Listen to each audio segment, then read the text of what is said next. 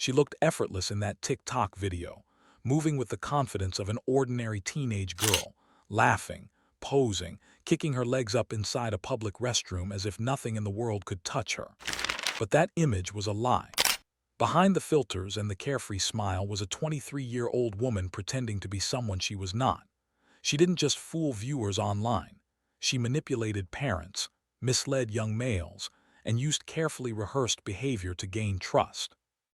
What appeared to be harmless social media content was, in reality, a calculated performance tied to serious criminal charges involving young people.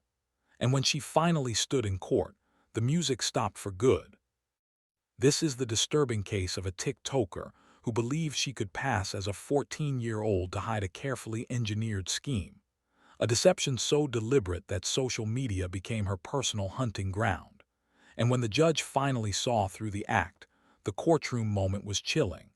This is Alyssa Zinger, and this is how her twisted TikTok persona unraveled into one of Florida's most unsettling online predator cases. If you're unfamiliar with this story, brace yourself, because what you're about to hear exposes how a simple dance app was transformed into a tool for criminal deception. Before we break down how Alyssa Zinger planned her actions and why the charges shocked Tampa, I'm bringing you this case on Women of Crime, where I examine the complex psychology behind female perpetrators. If cases like this interest you, subscribe now, because I publish 2 new cases every week. To understand what unfolded inside that Hillsborough County courtroom, you first need to know how this 23-year-old baker turned her TikTok account into a deceptive gateway to young people. Alyssa Zinger lived a double life that would terrify any parent. During the day, she worked at a grocery store bakery in Tampa, Florida, ordinary, forgettable, frosting cakes and taking orders like any other young employee. Nothing about her appearance raised alarm. But at night, she became something far more dangerous.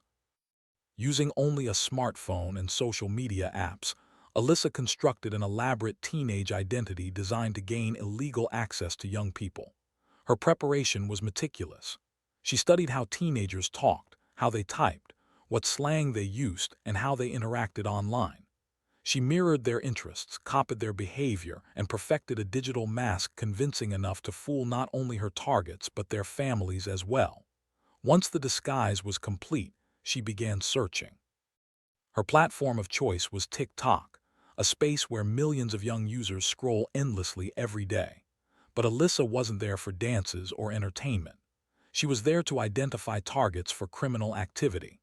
The first victim believed he was speaking to someone his own age. In January 2023, Alyssa contacted him on TikTok and quickly pushed their conversations to Snapchat, a platform known for disappearing messages that make monitoring difficult. Presenting herself as a peer, she showed interest in his life and personal details, carefully maintaining the illusion over time. Police testimony later revealed that these meetings occurred roughly 30 times, during which the individual believed the relationship was real. But the situation grew even darker. While maintaining this deception, Alyssa was already targeting others. One victim wasn't enough. By May 2023, she had begun communicating with a second individual who also believed he was involved with someone his own age. The pattern repeated, but this time, the deception went further. Alyssa didn't just fool the individual, she deceived his family as well. She appeared at social gatherings, welcomed into their home as a friend, her true identity completely hidden. This false relationship continued from May through October 2023, shielded by a convincing facade of normalcy. That date, October 2023, is critical because it marks the moment everything started to fall apart, and the reason why will make your blood run cold. That one act of bravery cracked the entire illusion wide open. The case was assigned to Detective Amanda Baranowski, who soon found herself at the center of one of Tampa's most disturbing online predation investigations. What immediately stood out was what she couldn't find. There was no record of a 14-year-old girl with the name the victims provided. No school enrollment, no homeschooling documentation, no academic trail of any kind. The teenage girl simply didn't exist. What did exist in the system, however, was a 22-year-old woman named Alyssa Zinger. And in that moment, the story shifted from suspicion to certainty. As the investigation unfolded, the truth became far more disturbing than anyone initially imagined. This was not an isolated incident or a lapse in judgment. It wasn't a misunderstanding or a single bad decision. It was a sustained pattern of calculated criminal deception that had been operating for nearly a year. Detective Baranowski uncovered evidence showing that Alyssa was targeting multiple young people at the same time. While she was involved in illegal activity with one victim, she was grooming others. While maintaining one relationship, she was actively searching for the next target. Even more alarming was how methodical the strategy was. She deliberately targeted young people who were connected to one another. She worked through their social circles, using trust built with one individual to gain access to others. Some of the victims had no idea they were all being manipulated by the same person, operating under the same false identity, with the same criminal intent. They believed they were interacting with different peers, unaware they were all trapped in the same web. When Detective Baranowski interviewed the first victim who came forward, his account revealed a level of psychological manipulation that went far beyond simple lying. He described how Alyssa would become aggressive when she felt challenged, how she used threats to maintain control, and how she attempted to isolate him from other relationships. He told police that when he tried to end the relationship, she threatened to have him attacked by other high school students. And even in those threats, she never broke character. She continued to present herself as a teenager with teenage connections, reinforcing the illusion she had so carefully built. What emerged was a chilling psychological profile. This was an adult woman who had immersed herself so deeply in the world of middle school students that she understood their fears, their social hierarchies, and their emotional vulnerabilities. She knew how to speak to parents in a way that disarmed suspicion. She understood relationship dynamics and exploited them with precision. Court testimony later confirmed that this wasn't impulsive behavior. It was deliberate, calculated criminal conduct. But the investigation revealed something else that stunned detectives. Evidence surfaced of an earlier encounter that showed Alyssa had been refining this deception long before the case unraveled. In July 2023, months before police fully connected the dots, Alyssa Zinger and one of her victims were detained for shoplifting at a Nordstrom store. The body camera footage from that incident offered a disturbing glimpse into how convincingly she could perform her teenage role, even under pressure. The footage shows Alyssa sitting calmly in a holding area beside what appears to be a teenage boy. Her demeanor is composed, believable, and controlled. When an officer asks about contacting her parents, she responds exactly the way a nervous but compliant teenager would. But the moment that should have raised immediate alarms comes when the officer runs her name and finds a 22-year-old Alyssa Zinger in the system. When questioned about the discrepancy, she doesn't hesitate. She provides an explanation that sounds reasonable and can't be immediately disproven. She doesn't panic. She doesn't stumble. She offers just enough detail to satisfy the question without drawing scrutiny. It's clear she had rehearsed this moment, anticipating exactly what she would say if her identity was challenged. The officer accepts the explanation. She's released into the care of the boy's father, and the incident is documented without further action. But what makes that footage truly unsettling is how comfortable she appears throughout the entire encounter. She isn't anxious about being exposed. She isn't struggling to maintain her story. She is completely at ease pretending to be a teenager in front of adults and law enforcement. This wasn't unfamiliar territory for her. It was routine. That detail becomes critically important later, because when Tampa police executed their first search warrant at the Zinger family home in November 2023, body camera footage once again captured Alyssa in an environment that should have unraveled her composure. Instead, what officers found was a family in apparent shock, but not in the way anyone would expect. From the very beginning, it was clear that the family's understanding of what was happening was completely disconnected from the reality the police were uncovering. Pay close attention to this exchange, because it exposes far more than a routine police interaction. The behavior on display doesn't resemble parents who have just learned their daughter is accused of serious crimes. Instead, it feels calculated, almost procedural, like a family already focused on damage control rather than accountability. From the very beginning, the tone is set not by shock or disbelief, but by strategy. Almost immediately, the father begins laying the groundwork for what would later become a key defense narrative. He frames Alyssa as someone with personal struggles and developmental issues, subtly redirecting attention away from the allegations themselves. In his version of events, this isn't about criminal responsibility. It's about a vulnerable individual being misunderstood. Investigators, however, would later contradict this portrayal entirely. What he describes as normal teenage behavior doesn't align with the evidence, because Alyssa was not a teenager at all. The role reversal is striking, an adult accused of predatory crimes being presented as an innocent victim of circumstance. What makes this moment especially unsettling is how rehearsed it sounds. This isn't a parent grappling with horrifying revelations in real time. It's someone delivering carefully chosen talking points. When detectives enter the home to search for Alyssa's phone, that calculated approach becomes even clearer. There's confusion about whether the phone is dead, whether it can be charged, and whether it's even the correct device. But the way the father navigates this uncertainty is telling. He emphasizes cooperation while simultaneously distancing himself from responsibility, carefully avoiding any definitive statements about the phone's authenticity. At one point, he positions himself as helpful while subtly implying that he could have been uncooperative if he chose to be.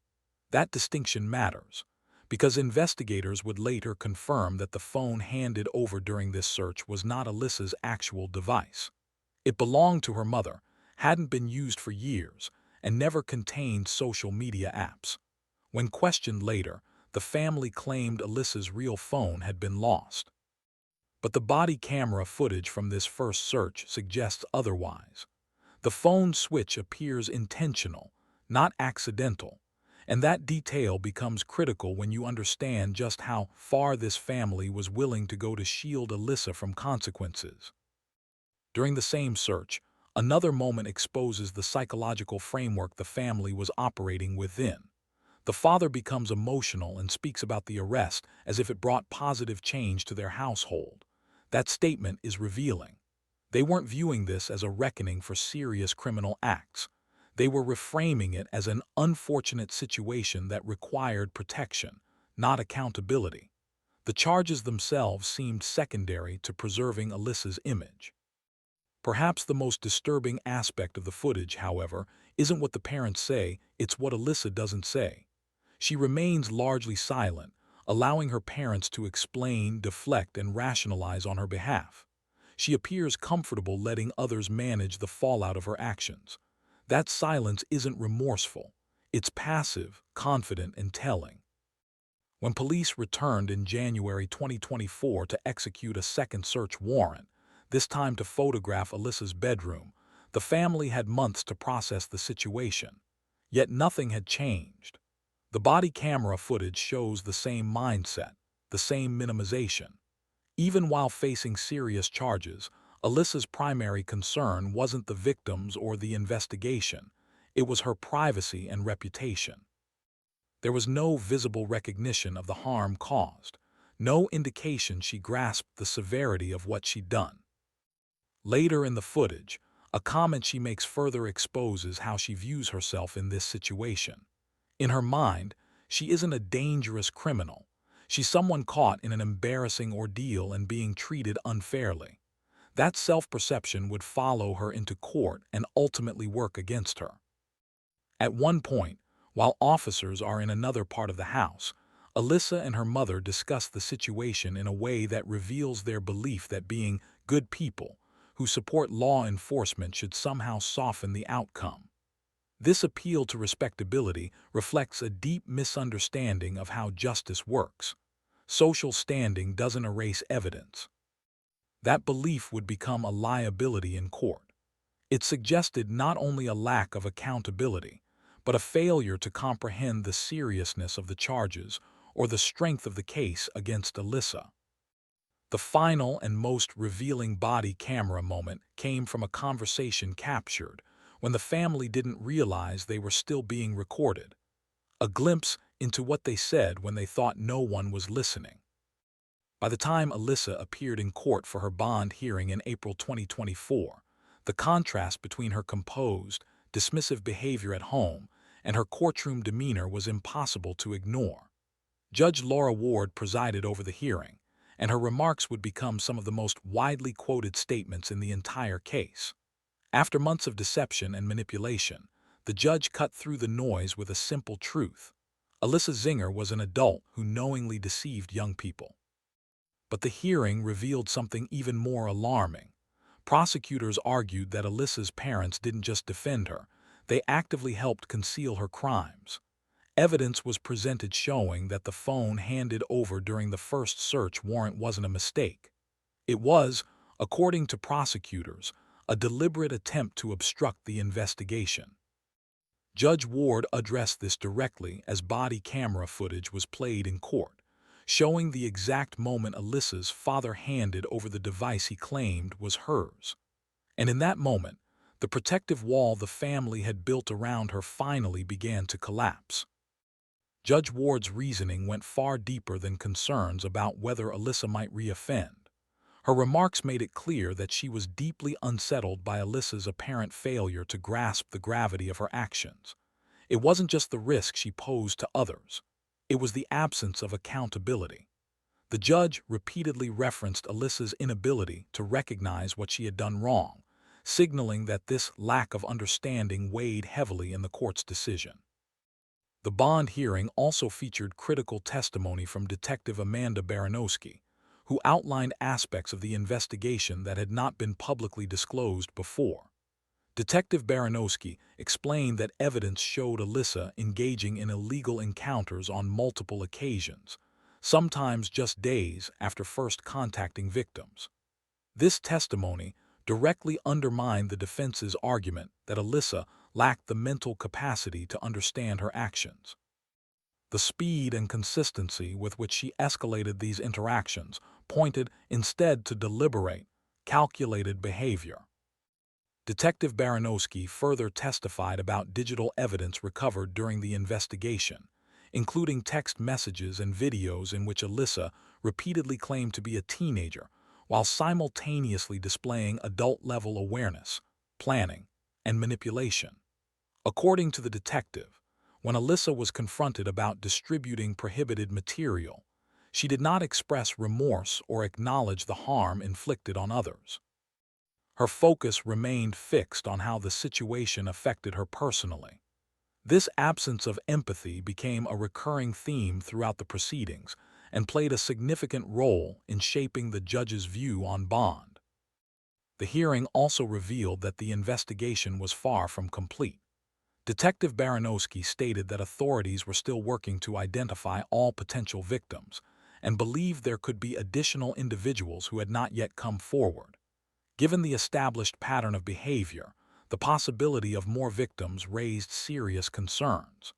The scope of the case appeared larger than initially understood, reinforcing the court's sense that this was not an isolated incident. By the conclusion of the hearing, Judge Ward made her position unmistakably clear. She stated that Alyssa posed an ongoing threat to the community. With that assessment, any suggestion that this case involved misunderstanding or immaturity effectively collapsed. The court framed it for what it was: an adult who had systematically exploited young people through intentional criminal deception.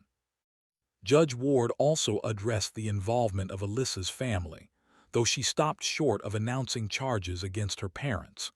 When prosecutors were asked whether criminal charges against them were possible, they declined to comment, stating only that the investigation remained active. The bond hearing ended with a decisive ruling. Alyssa was ordered to remain in custody without the possibility of bond until trial. She was also prohibited from contacting any alleged victims and barred from accessing electronic devices. The court's decision reflected not only the seriousness of the charges, but the broader pattern of conduct revealed during testimony. In the aftermath, court records and police interviews began to show the full psychological toll Alyssa's actions had taken on the victims and their families. The damage extended far beyond the initial discovery of the crimes. Victims were forced to confront the reality that someone they trusted, someone they believed was a peer, had been systematically deceiving and manipulating them. One victim told police the relationship caused constant stress, damaged his grades, and made daily life overwhelming. He said it felt inescapable because Alyssa was always inserting herself into his social world. The manipulation went even deeper. That same victim explained that Alyssa had dated multiple students at his school in an apparent attempt to provoke jealousy and maintain control. She inserted herself into nearly every social interaction, especially those involving him. What he didn't know at the time was that all of these relationships were part of a broader pattern, an adult criminal targeting an interconnected group of young people through illegal behavior. The isolation these victims experienced is difficult to fully comprehend. They couldn't confide in friends because some of those friends were also involved. They didn't seek help from adults because they believed they were participating in ordinary relationships. And when the truth finally emerged, they faced a second wave of trauma, realizing that their understanding of trust, intimacy, and emotional connection had been built on deliberate lies. Victim testimony also revealed how carefully Alyssa mimicked teenage behavior. She didn't just copy slang or interests, she replicated emotional reactions. One victim described her outbursts as extreme and ego-driven, saying she spoke as if she were untouchable and in complete control. He believed she saw herself as all-powerful. These weren't genuine emotional responses. They were performances designed to reinforce her authority while maintaining her teenage disguise. Another victim described a recurring cycle of emotional manipulation: rapid texting, crying, screaming declarations of hatred, followed by apologies and sudden affection. This pattern of emotional volatility, rejection followed by reconciliation, is a well-documented form of psychological abuse. When employed by an adult and masked as teenage drama, it becomes an especially calculated method of control. The victim's account of feeling trapped illustrates just how effective those tactics were. That context made what happened next all the more damaging to Alyssa's defense. When she chose to testify on her own behalf, the strategy collapsed. She spoke clearly, answered questions coherently, and demonstrated full awareness of her actions. In doing so, she contradicted every claim that she lacked understanding or capacity, and in the end, her own words became some of the strongest evidence against her. In the next video, we will discover a new criminal case concerning a woman, so subscribe, and don't forget to hit the bell icon so you don't miss it.